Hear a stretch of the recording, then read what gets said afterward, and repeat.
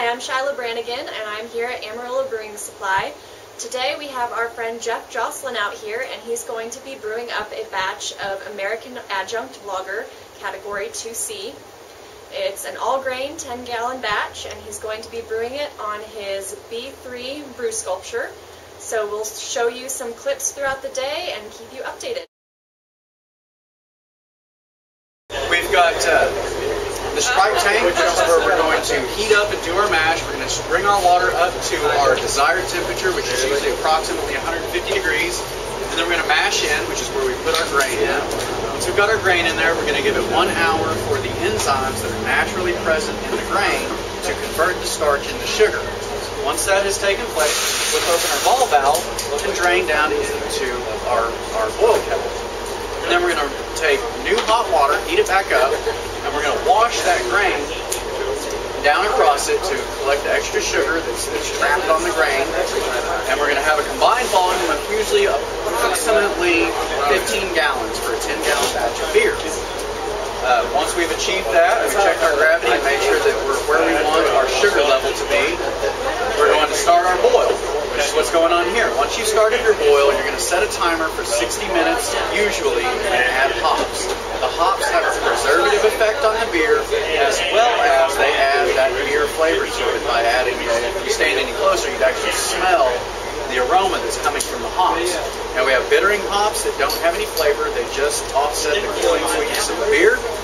That comes in 60 minutes and thereabouts. Then later on, about halfway through, we have what we call the flavor hops that begin to add flavor to the beer. It can be the same hop, just used later on.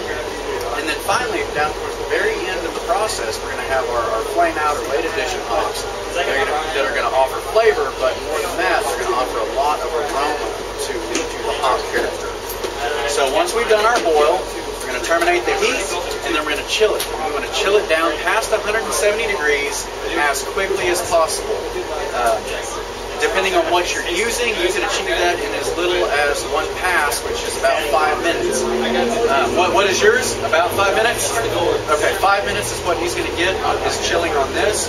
He'll be passing it through a counterflow chiller and possibly a plate chiller. Because we're going to run this plate chiller down here. And he's going to run cold water in, ice cold water in one side, and then he's going to run hot wort in the other side. Wort is what we call unfermented beer.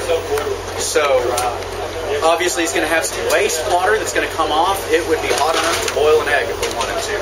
And the beer that's going to be put off will have removed all the heat from it, and it will hopefully be 70 degrees going into the carboy. And then once it has been oxygenated, which means we either stir the crud out of it, or drop an O2 stone in there and turn an O2 tank on, which I believe is what he's going to do. We will pitch the yeast in. The yeast will then metabolize the sugars and the oxygen, and in return we will get alcohol and CO2. It takes about 3 weeks from your most basic wheat-style beers that are generally considered quick beers, or up to 3 or 4 months for your lagers, which is what all American clear, flavorless beer that were sold in silver cans. That is all American lagers. Those take up to 6 months sometimes. Now, all aspects of this can be controlled. You can have a 3-week beer, you can take a beer that should be done in 6 months and you can compress it down and make it in 3 months. You can take a beer that should take 3 months and compress it down to 1 month. It's entirely up to you and what your palate desires.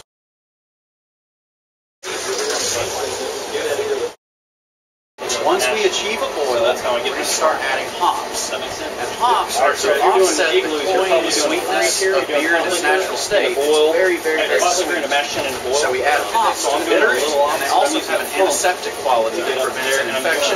Germs, bacteria, exactly. Yeah. The hops prevent all of that from setting in. Very smart.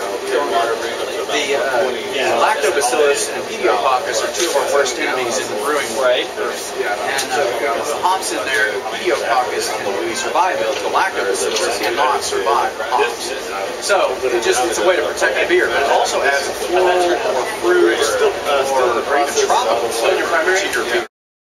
Take it, put it on a skillet, and turn it brown to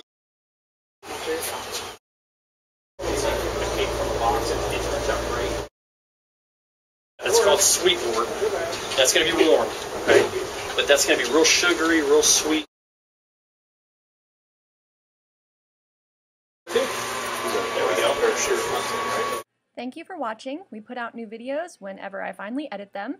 And be sure to like us on Facebook, www.facebook.com/Amarillo Brewing Supply, for news on future events. And be sure to subscribe to our YouTube channel.